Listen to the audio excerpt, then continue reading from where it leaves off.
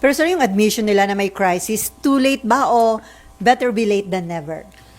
Well, we still welcome it, although it's a little bit late kasi nangyari itong sigalot o nangyari itong krisis. Mag-iisang buwan na no? Tsaka skyrocketing yung presyo ng petrolyo every week. Talagang grabe ang taas at iba na yung normal. So kahit papano, ang unang hakbang natin, ang unang hakbang sana, masolusyonan ang mga problema no na dulot ng crisis na ito. At least meron ng pag-amin, no? Yun ang importante, yung admission, no? That there is a problem. Kasi hindi mo masusolve ang problema kung walang admission. So finally, at least there is an admission. So pwede na tayong magtrabaho. Sabi ko nga noon, nung panahon, this should be treated like during the pandemic, no? Ng COVID pandemic. That there is uncertainty.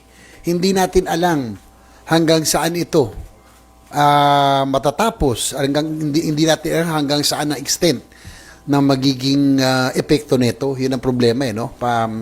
Dapat ang treatment dito parang same as 2020 na pandemic. Every time dapat ang crisis committee nagbi-meeting, nag-iisip ng mga paraan.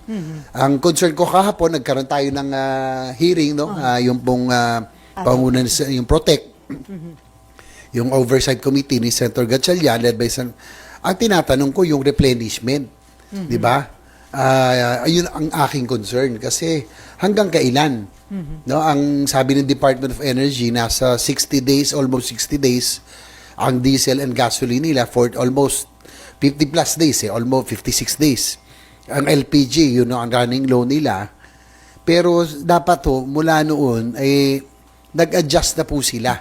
No? Kasi po, during normal times, ang minimum required national fuel inventory, sabi ng DOE, nasa 15 days ang required. Pero ngayon, crisis na. Nasa 15 days pa ba? Halimbawa, meron mang pondo o may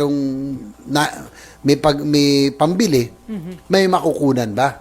So dapat on the onset of the crisis, nag-adjust na kagad sila ng minimum required inventory, 'di ba? Dapat proactive hindi yung ganitong naano ko sa mga ahensya, napaka-reactive, no? Isasabihin pa nila paano natin iaano yung mga required legislation.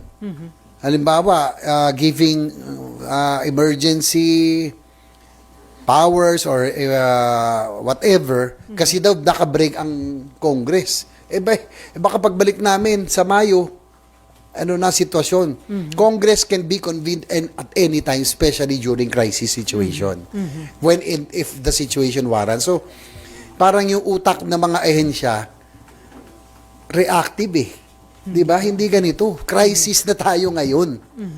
Kailangan sa akin, what is very important, more important than anything, magtuloy ang industriya, magtuloy ang transfer sector para ekonomiya natin ay hindi naman sumadzad at kahit papano mabuhay, hindi mawala ng trabaho ating makbabayan. So sir, parang minitaw, nabagalan kayo sa naging aksyon ng government nitong nakalipas na mga araw? Hindi naman mabagal. Mukhang sobra lang ang bagal.